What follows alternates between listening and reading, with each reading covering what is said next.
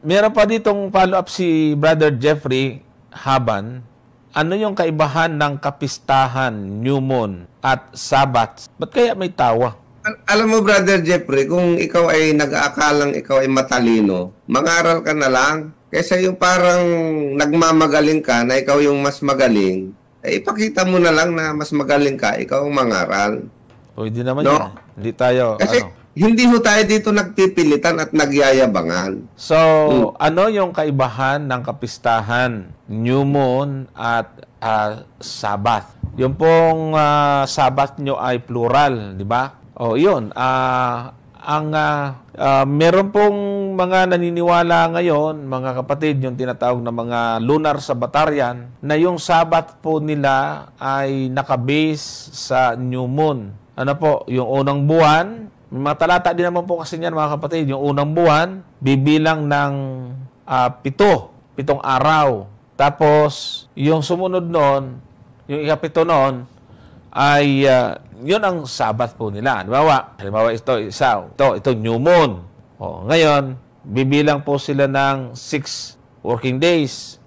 1, 2, 3, 4, 5, 6. Ayan. So, ikawalong araw sa isang buwan mula sa new moon, yun ang Sabbath po nila. O, yan. At meron pong mga talata niyan. Kaya lang, hindi naman tayo naniniwala na kailangan yun ang paraan ng pangingilan gagawin natin kasi nga, yung pong mga kapistahan na yan na nakabase sa bagong buwan, yan po yung may hangganan doon kay Kristo. Binabase po nila sa pagbilang mula sa bagong buwan. Ang tawad po doon ay mga Sabat. Kaya nga, pag binasa po natin yung Leviticus 23 verse 15, ay may binabanggit dyan na 7 Sabat na ganap. So, plural po yan. At kayo bibilang sa inyo mula sa kinabukasan ng Sabat, mula sa araw na iyon, dadalhin ang bigkis ng handog na inalog, magiging 7 Sabat na ganap. At kung pag-aralan natin yung chapter 23 ng Leviticus, mga kapistahan yan. Wala rin silang ginagawang iba, kundi mga seremonya na ginagawa paglilingkod sa templo. Ginagawa lang po nila ay yung kanilang kakainin. Siyempre, mamamatay sila pag hindi, magugutuman sila pag hindi sila magbe-prepare. Pero tuloy-tuloy po yun. So, yun lang po mga kapatid. Yan ang may inaaninuhan. Yan ang mayroon pong katuparan. Kasi nga, yung mga kapistahan, ayon doon sa Kulosas, ay ang inaaninuhan nun, yung katawan ni Kristo, yung kanyang kamatayan doon sa cross. Pero yung ikapitong araw, ay bahagi po yan ng isang linggo. Hindi pwedeng mag-anino po yan. Kaya balik-balikin yung isang linggo, 7 araw talaga yan. Hindi po pwedeng alisin yung ikapitong araw. Yan po yung Sabat, single, hindi plural. Kaya yung pong mga Sabat na plural, doon sa Kulosas, yung binasa kanina, yun po yung nawala. Yung pong mga kapistahan. Hindi na po tayo nagdadaos ng mga kapistahan ngayon. So, yan ho ang kaibahan. Doon sa, kaya lang, ang pinagyan mo ng kaibahan, yung kapistahan, new moon at Sabat. Yan nga yun eh. Yung mga kapistahan. Yan yung mga Sabat. Ang dapat na itanong po ninyo, kasi dapat kami matawa sa tanong mo eh. Hihi, dapat kami yon. Kasi yung tinatanong mong kapistahan, new moon, nakabase sa new moon, yan yung mga Sabat. Dapat ang tanong mo ay, ano ang kaibahan ng mga Sabat doon sa ikapitong araw? Dapat ganun. Kasi parang nagtanong ka, ano ba sagot mo? Oo. Tama o tama? Parang ganun yung tanong mo eh. Ano ba to? Mali o mali? Wala doon. Wala pong pareho po yon. Yung sinasabi yung kapistahan, yun yung pinagbabasehan po nila yung new moon, yung pagdidiriwang sa bagong buwan. Kaya huwag kang tumawa na lang kasi actually mali po yung tanong, Brother Gomer. Malaki ang kaibahan kung Sabat, Brother Johnson. Kasi nga, yung Sabat sa mga kapistahan, pumapatak yan kahit anong araw. Yan. Kasi nga, yung Sabat sa kapistahan, nagbabase sa petsa. Halimbawa, yung Nisan 14. Ibig sabihin, yung Nisan 14, pwede yang pumatak ng kahit anong araw. Linggo, Lunes, Martes, Miyerkules. Teka lang, Brother Gomer, yung sinasabi mong malaki ang kaibahan doon sa ikapitong araw. Correct. Samantalang yung ikapitong araw, laging Sabado yun. Yun, laging ikapitong araw yun. Yung kapistahan at mga Sabat na yan, hindi pare-pareho. Tama si Brother Gomer. Kaso nga lang, ang tanong niya, Brother Gomer, yung pareho. Ang tinanong niya, anong kaibahan ng nyumon sa mga sabat Kaya, kaya nga mali yung tanong Dapat tayo yung matawa. Talagang ano yan, kasi lalabas kung ang kapistahan ng pag-uusapan, papatak nga yung sabat dyan sa kahit anong araw. Oo nga. Yan ay yung mga sabat o plural na sinasabi. Isasampulan natin, Brother Johnson, sa isang sabat na kapistahan, halimbawa, dito sa Levitico 23. Okay. Diyan sa Levitico 23, ay maliwanag po dyan na yung mga sabat na binabanggit dyan, tingnan nyo, 23:15, tingnan po ninyo. Sabi dyan, at kayo'y bibilang sa inyo mula sa kinabukasan ng sabat, mula sa araw na inyong dalhin ang bigkis, na handog na inyong nainalog, maging 7 sabat na ganap. So, iba-ibang araw yan, hindi po yan ikapitong araw sa Sanlinggo. Yan po yung binabanggit ng sabat dyan sa Kolosas. Sabat na may koneksyon sa mga kapistahan. Yan po yung masasabi natin dyan. Parang hindi yata niya naiintindihan Sabi niya, wala man lang ibinigay na pagkakaiba ng kapistahan nyo sa sabat. Aba, ulitin ko. Yung sabat nga, wala nga ang pagkakaiba yan Ang may pagkakaiba, yung ikapitong araw, may pagkakaiba doon sa mga kapistahan. Pero yung tinatanong mo kasi, wala, yan na yun Paano? Bakit ko bibigyan ng pagkakaiba? Ayun nga pong mga kapistahan. Yan na rin po yung tinatawag na mga sabat. So, ang may pagkakaiba ay yung ikapitong araw doon sa mga kapistahan. Yan sinasabi ni Brother Gomer na magkaiba yan kasi yung mga kapistahan na yan, ang sabat dyan at yung sabat na tinatawag, pumapatak kahit anong araw. Samantalang, yung ikapitong araw, fix yun. Tuwing ikapitong araw ng Sanlinggo, tas tatawa ka, wala man lang binigay. Ay, bahala na po yung mga nakikinig. Yan na nga ang sinasabi natin, Brother Johnson Kapag ka kasi ang nagtatanong, may sarili lang idea, hindi na ho talaga nagtatanong yan. Kaya nga, ang halimbawa ko sa kanya, Brother Gomer, ang tanong niya, ito ang tanong ko, mali o mali? Pinapili tayo para sa Ito, babasahin natin itong isang talata, Brother John. Dito para sa... Hindi pa rin niya naintindihan Levitico 23. Baka sakaling masagap ni Brother Jeffrey ito. Sa 23:34, ituloy natin ang basa. Ang sabi diyan ganito, iyong salitain sa mga anak ni Israel na sabihin, pansinin mo Brother Jeffrey, sa 15 araw, yan ay petsa ng ikapitong buwan. Kumbaga sa atin ito, sa ating kasalukuyang panahon, 15 araw ng ikapitong buwan. Ano ba yung ikapitong buwan? Halimbawa, ngayon sa atin, July 15 lalabas yan. Okay? Pero siyempre, sa kalendaryo ng Hebreo, hindi July 15. Pero, may petsa na ibinigay. 15, ika-15. Sabi niya, 15 araw ng ikapitong buwan, ito ay kapistahan ng mga balag na 7 araw sa Panginoon. Napansin mo? Sa verse 35, ano sabi? Sa unang araw, nakita mo yung ika-15 days ng ikapitong buwan, sa unang araw, sabi niya, so lalabas, papatak yan kahit anong araw pwede. Pwedeng pumatak yan ng linggo, next year naman ay Sabado, next year ay Biyernes, ganun yan Tapos sabi niya, magkakaroon kayo ng banal na pagpupulong. Kayo'y huwag gagawa ng anumang gawang paglilingkod. So nakita mo, so lalabas yung ika-15 pala ng ikapitong buwan, Sabat nga na may kinalaman sa kapistahan ng balag. Okay? Sa verse 36, ano sabi? 7 araw na maghahandog kayo sa Panginoon ng handog na pinaraan sa apoy. Sa 8 araw ay magkakaroon kayo ng banal na pagpupulong. At kayo maghahandog sa Panginoon ng handog na pinaraan sa apoy. Siyang pinakadakilang kapulungan, huwag kayong gagawa ng anumang gawang paglilingkod. Verse 37, ito ang mga takdang kapistahan sa Panginoon. Nakita mo na inyong itatanyag na mga banal na pagpupulong upang maghandog ng handog na pinaraan sa apoy, handog na susunugin, at ng handog na harina, ng hain, at ng mga handog na inumin na bawat isa ay sa kanyang sariling kaarawan. Ito yung binabanggit nga doon sa Colosas 2:16. Napansin po ninyo yan?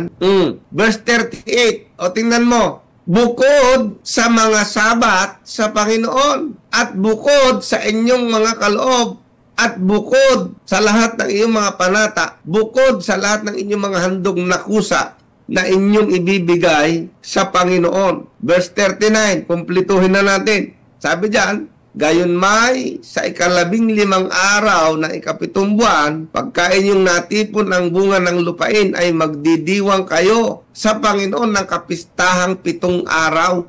Ang unang araw ay magiging takdang kapahingahan. Napansin mo yan? At ang 8 araw ay magiging takdang kapahingahan. Ito po yung mga sabat na may kinalaman sa mga kapistahan. Kaya yung tanong mo talaga mali. I'm sorry to say. Pero kung ipipilit mo, ay nasa sayo naman yan, Brother Johnson. Meron kasi siyang comment dito. Ano daw yung Greek word niyan? Siguro, bigyan natin siya ng konting idea dito. Brother Jeffrey Haban, ang pag-aaral ng Bible ay huwag lamang doon sa tinatawag nating termino, definition of term. Ano? Kasi kung yung word lang, mapaseremonyal, mapaliteral na word na sabat, sabaton talaga yan. So, hindi ibig sabihin, porke pareho ng Greek word yan, ay pareho na yan. Doon sa parsing mo ngayon pupuntahan yan. Kung marunong ka mag-parsing, doon ngayon magkakaiba na yung weekly sabat ay singular, samantalang itong mga sabat na kapistahan ay plural. Kaya pagka pinagdugtong mo, yung Sabbath days, ano po, kapatid, yung pag pinagdugtong mo yon ay hindi na Sabaton. Hindi na Sabaton. Pag pinagdugtong mo. Pero pag isa lang, siyempre ang sentence ay Sabbath days. Wala namang Sabbath, no? Sabbath days ang nakalagay po doon. May nagtanong dito, Brother Johnson. Sabi niya, si Jun Iana, ang weekly Sabbath ba ay hindi kasali sa mga kapistahan sa Levitico 23? Ay, binasa mo na kanina. Ang tanong niya. Maganda yung tanong. Okay, kapatid, sabi nga natin, yung mga sabat ng kapistahan ay pwedeng pumatak kahit anong araw. Okay? So, ibig sabihin, kung pwedeng pumatak kahit anong araw, merong mga pagkakataon pala na yung 15 araw ng 7 buwan ay papatak ng Sabado na 7 araw. At yung 7 araw na yon, of course, yun ay weekly Sabbath at the same time. Ngayon, kapag nangyari yun, na yung Sabbath ng kapistahan, 5 buwan ng 7 araw ay nangyari na pumatak sa 7 araw, anong tawag ng Biblia ron? Pareho lang ba doon sa ordinaryong kapistahan na Sabbath? Hindi. Yan ang dapat mong maintindihan dyan. Anong tawag? Tingnan po natin sa 19, ang talata ay 31 ng Juan. Ilagay mo muna sa Tagalog muna. 19:31 ng Juan. Ito po yan, kapatid, para maintindihan mo. Ang mga Hudyo nga,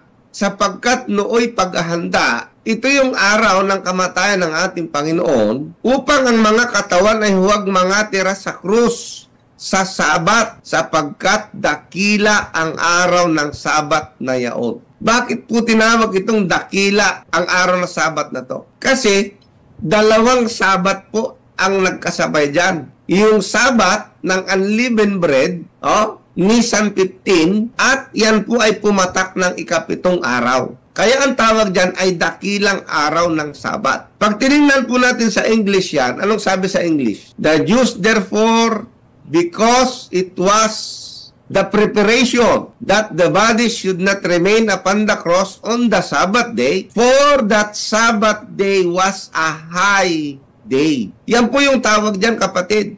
Kaya doon sa tanong mo na, hindi ba kasali yung weekly Sabbath doon sa Sabat ng kapistahan? Pwede po siyang makasali kasi nga, yung kapistahan na Sabat, nagbabase sa petsa. Pero, kapag yun ay pumatak mismo sa 7 araw na weekly Sabbath, iba ho ang tawag doon. Hindi siya ordinaryong Sabbath. Ang tawag doon is High Sabbath, Brother Johnson. Sige, i-ano ko lang kasi kailangan maturuan din natin to ng si brother kasi parang tiwala siya sa kanyang alam eh. May ipapakita lang ho ako sa inyo dito kasi nakita ko yung problema ni Brother Jeffrey Haban. At ito ipapakita ko po mismo sa inyo yung kanyang maling conclusion. Malinaw sa Greek yan, 7th day yan. Hehe. Siguro, kasi nga naman, marami po tayong mada-download ngayon na mga Bible na may equivalent na Greek. Ang conclusion niya, dahil nga ang Colossians chapter 2:16 ay mayroong 7th day din at Sabaton din sa Greek. Therefore, yan yung 7th day. So, ipapakita kasi, Brother Jeffrey, hindi ho po pwede yung Strong's dictionary po lang ang ating pagbabatayan. Kailangan mag-aral ka po ng basic Greek. Kasi, may tinatawag na parsing. Hindi ko alam kung alam mo yung parsing na tinatawag. Ipapakita ko sa yung Greek lexicon kung ano pagkakaiba yan. So, ito makikita po niyo mga kapatid. Yung pong Sabaton, pareho lang po ng word niyan. Ito ang nasa itaas. Ito yung Colossians 2:16 na yung Sabbath days. Sabaton din yan. Kaya, ang conclusion ni Jeffrey Haban, 7th day din yan.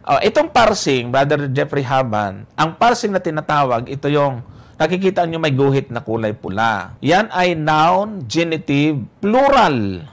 So, yan ang parsing. Plural, mga kapatid. Ngayon, itong nasa Sabat na may guhit na kulay pula, ito po yung Mark 2:27 na specific na tinutukoy po, yan yung 7th day. Ano po yung sabi dyan? Noun, nominative, singular. Kaya hindi po pwedeng hihihi ka kasi magkaiba po yung plural sa singular. Pero pagdating sa terminology, isa lang yan. So hindi ka pwedeng mag-conclude doon. Dahil parehong termino, pareho yan.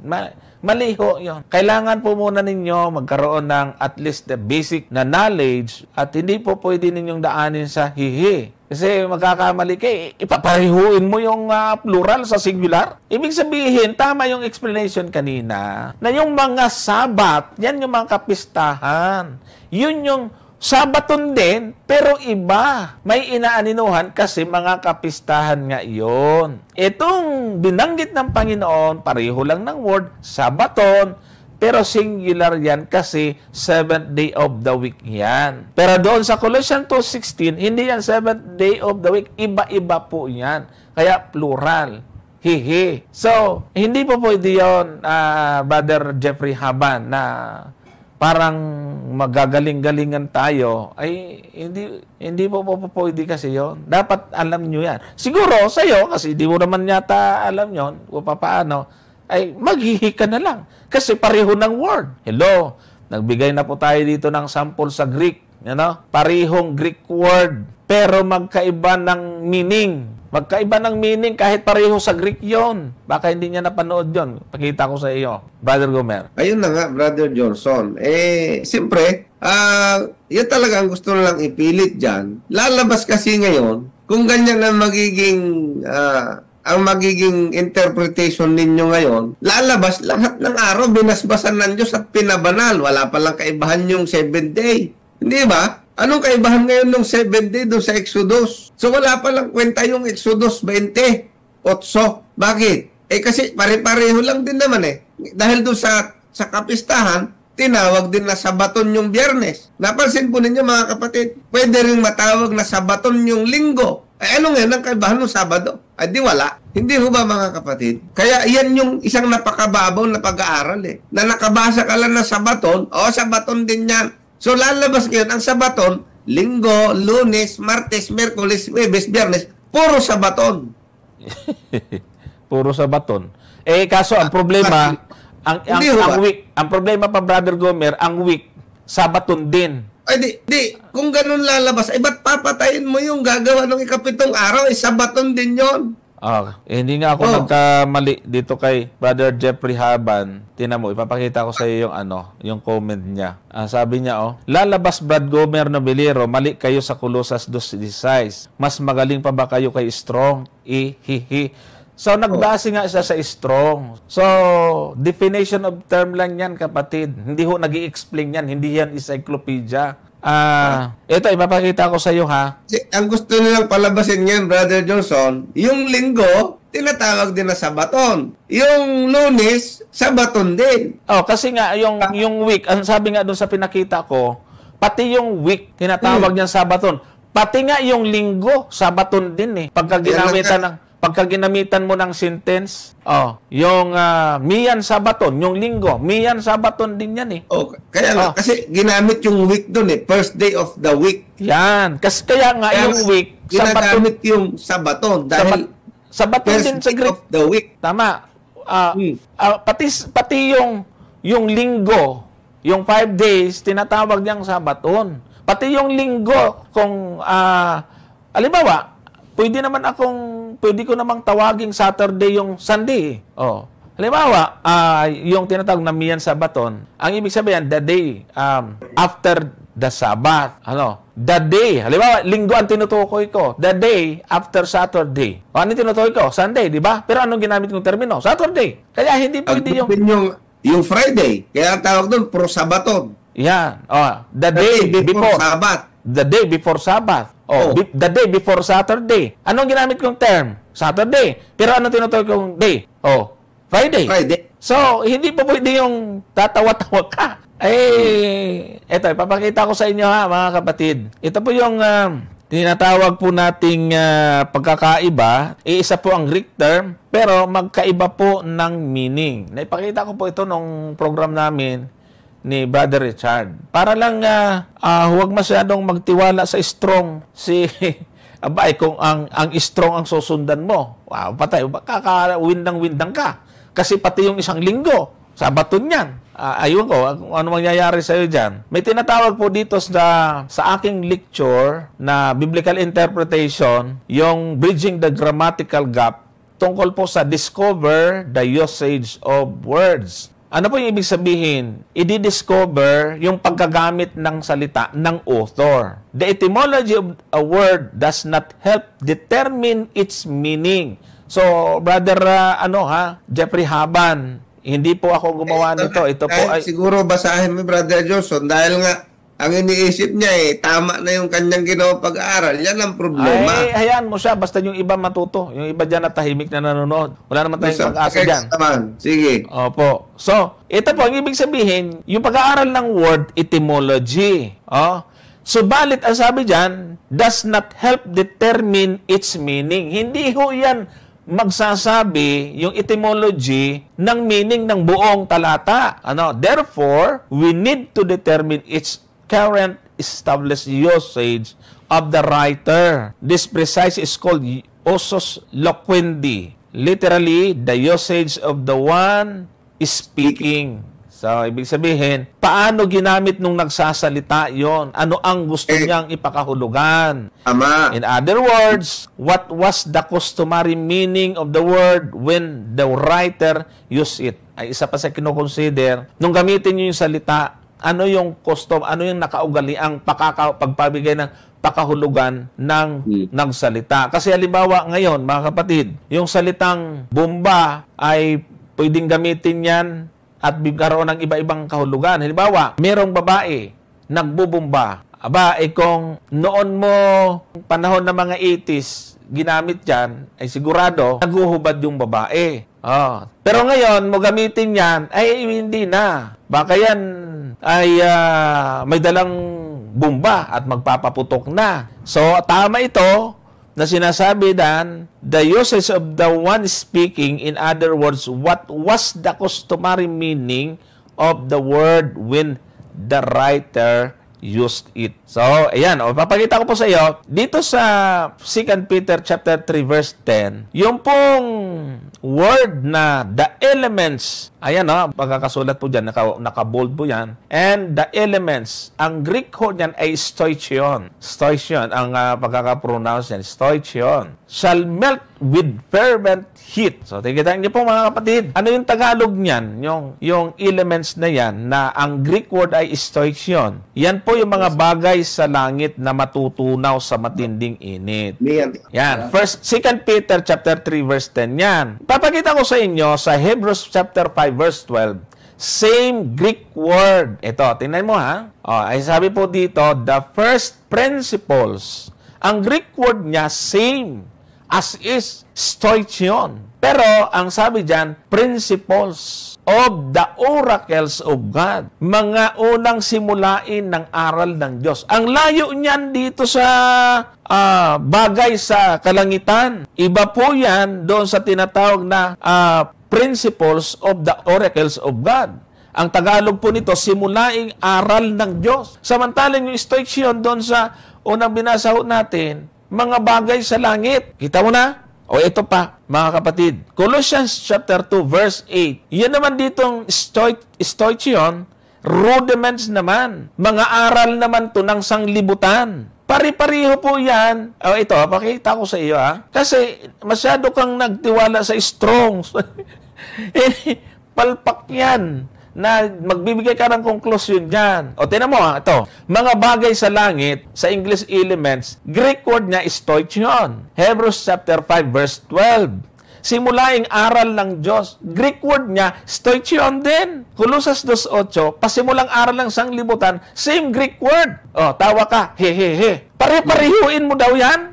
Dahil pareho ng Greek word. Saan ka nakakita na itong elements, mga bagay sa langit, ay pareho sa simulaing aral ng Diyos? Bakit? Yung aral ba ng Diyos, yung mga nandyan sa langit na mapupugnaw? Ang sabi niya, Brother Johnson, tingnan mo, mahirap naman talaga. Sabi niya, palpak daw si Strong.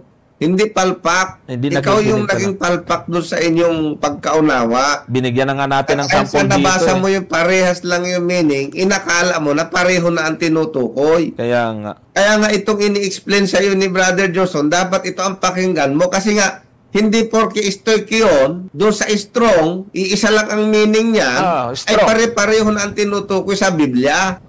Ganito, Brother Haban. Sige, tingnan mo sa Strongs. Ito. At ikaw magsabi, kung tama si Strong na yung isang Greek word dyan, pare-pareho na tinutukoy. Diba? Hindi kasalanan ni Strong yan kasi ang binibigyan lang ng definition, word ni Strong. Okay. Hindi siya nagbibigay ng meaning sa context. Hindi. Kaya hindi siya palpak Ang gusto niya kasi sabihin, Brother Johnson, minisquote ka niya na sinabi mo daw palpak si Strong. Ang sinasabi ni Brother Johnson sa'yo, palpak yung unawa mo do sa sinasabi ni Strong. Wala naman ako sinabing mali si Strong Nagbibigay lang siya ng definition sa word. Ngayon, ang ibig sabihin, Brother Jeffrey, kapag dyan ka lang, nag-base ng doktrina mo sa meaning na ibinigay ni Strong, magiging palpak talaga yung doktrina mo. Yun, siyang palpak, hindi si Strong. Ganun lalabas yun. Kasi hindi naman natatapos yung pag-aaral ng Biblia, nakuha mo lang yung meaning, akala mo, pare-parehas na yon. Yan sinasabi natin dito. Hindi porke nabasa mo sa baton, ay Sabado na lahat or ano bang araw yan. Ganon yung ibig sabihin. No? Kasi nga, mayroong context na pinag-uusapan. Ang gusto nyo sabihin, dahil nabasa mong sa baton, yung nasa Colossus 2.16, abay, Sabado na kaagad. Ay hindi nga ganon sa Biblia Tama. Yun yung sinasabi natin. Kasi nga, marami tinatawag na sabaton. Hindi lang naman tumutukoy sa weekly Sabbath. Ngayon, kaya doon sa Colossus 2, ang sabi mo, Sabado yun. Kaya mali. Ibig sabihin, Jeffrey Haban, para rin pala si Brother Efren Dimisa pala ito. Sige na. So, kaya nga sabi ko, yan ang pinaniniwalaan mo. Nasa sa'yo naman yan wala tayong magawa dyan kasi alam mo kaming magagawa dyan? Strong lang naman yung alam niyang basahin Akala niya yung definition ng word, yun na yung meaning ng buong context. Correct. Naku po. Pinagpareho na nga niya yung plural at singular At saka napansin ko rin sa kanya, hindi rin siya nakikinig sa explanation. Basta. Wala. Yun na nga. Basta palpak. Yun ang sinasabi niya. Tapos, wala Kaya nga, wala Nalata naman ng mga kapatiran, Ikaw ang palpak, sabi nila. Sabi ni naman, Roger Jeffrey, mas makatotohanan naman na hindi porke nabasa mo na ito yung Greek word, ayan na yung gusto mong banggitin. Di ba? Ay kasi gano'n ang gusto mo dahil nabasa mong ganon sa Greek, sa Strong, ayan ang tinutukoy dapat yan. Pero binigyan ka ng example na hindi talaga pala ganon. Nakita mo? Ayun, kung ipipilit mo pa rin yung pangangatwiran mo na yan, sa'yo na lang yan. Suluhin mo na lang, Brother Johnson. Saan daw sa Biblia na magkakaiba yung Sabaton? Paano kung may mabasa ako sa'yo na hindi naman ikapitong araw pero Sabaton? Wala rin talaga. Hindi rin pala niya alam.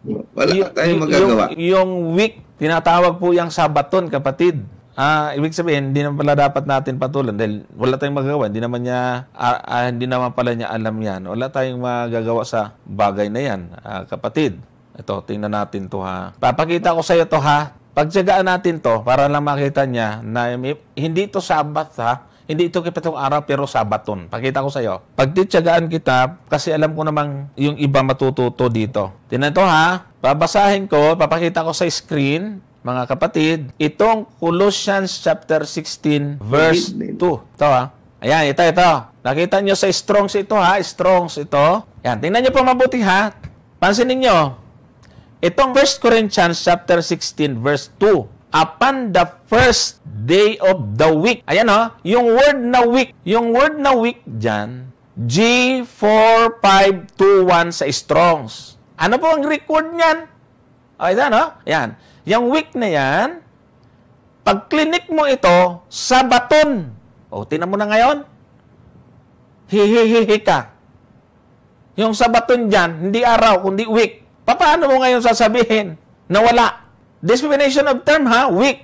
Word na week, pero Sabaton. Subukan mo pang tumawa. Definition of word dyan, ngayon wag kang magcha-challenge kasi mapapasubo ka. Yan ho ay Bible na may Strong's number. Strong's G4521. Pag klinik mo yan, yung week, week. So, walang Sabat dyan ha. Linggo yan. Brother Haban. Kasi upon the first day, ano bang araw yan? Alam nga naman, Sabado yan.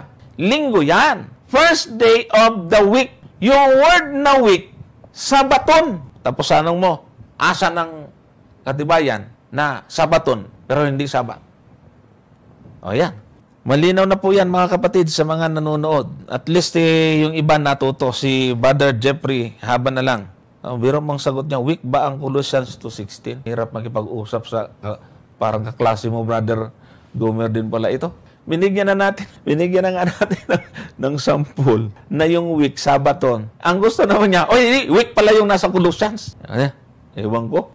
Siguro last na po nating kasi naalala ko na naman yung kaklase mo, Brother Gomer. Kaklase ng kuya mo, kaklase mo, pati bunso sa'yo, kaklase mo pa rin. Pero ang tawag niya sa mga paulit-ulit niyang kaklase sa grade 1, ang bububo. Paano? Inabot na siya ng 10 taon sa grade 1. Kaya ang tingin niya sa grade 1 ng mga baguhan, bubo, siyang matalino. Okay, so okay lang yan. Brother Johnson, kung titingnan mo, kahit sa strong naman Ngayon nga, strong nga itong pinakita ko Kahit sa strong, hindi lang naman isa ang meaning na binigyan na strong, Brother Jeffrey. Oo nga, marami din. Ang lingalat naman mayroon dito 7 days. Week, 7 days, Sabaton din. Nakita mo?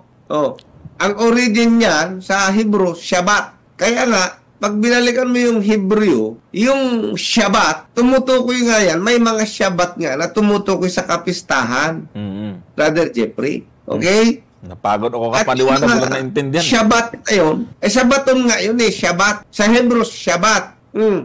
Sa Grego, Sabaton. Yung Shabbat, tumutukoy sa ikapitong araw, tumutukoy din sa kapistahan. Dahil nga, pamamahinga din yun Kaya ngayon ang dapat mong maintindihan.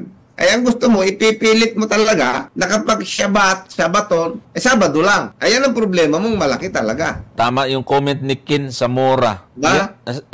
Ang comment ni Brother Kin Zamora, ang pagkaintindi ni Jeffrey Haban sa 1 + 1 = 11. Ayun siguro. Tama. Ay, sige ba? Napasok na ulit tayo ng kaklase ni Brother Gomer. So, okay lang yan, Brother Jeffrey.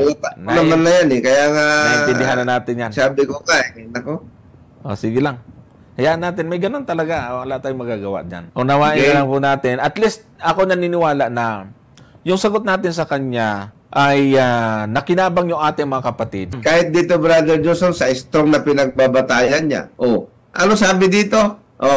Sabaton, the 7th day of each week. which was a sacred festival on which the Israelites were required to abstain from all work. The institution of the Sabbath, the law for keeping holy every 7th day of the week, a single Sabbath, Sabbath day.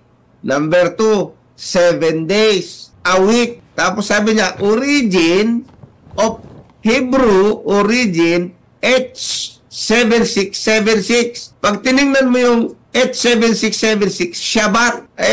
Tapos, kahit yung istro lang ang pagbabataan mo, maiintindihan mo, mali yung pagkaunawa mo Tama. Diba? Hindi, ano lang niya, pinili niya lang kung alin yung, basta ito, gusto ko. Ang ginawa mo, ano ka lang cherry picking ka lang doon sa gusto mong ilagay sa gusto mong pagkaunawa. Kahit si Strong, hindi mo naman kinumpleto. Dahil kung talagang naniniwala ka sa total na sinabi ni Strong, sa kabuuan, kahit ikaw, hindi ka magsasalita ng ganyan. Kasi nga, kahit si Strong mismo, ang dami niyang binanggit na meaning ng Sabaton. Ay ikaw, gusto mong palabasin, isa lang. Hindi ba? Sabi niya ni Brother Jeffrey Gandisa, ay malinaw. Tingnan ko yung sa Strong, Brother Johnson Ito yung nababasa ko dito.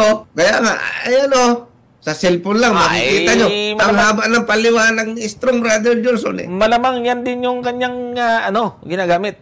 Tapos nilagay niya pa rito kung anong origin sa Hebrew nung word na Sabaton. Yun. Hindi naman yan ang gusto ni Jeffrey Habad. Basta yung... pinag-aralan mo din ito. Ang ginamit dito na Hebrew origin, Shabbat. Hindi nga Basta ayaw niya dyan. Nako naman. Basta ayaw nga dyan, mahuhuli.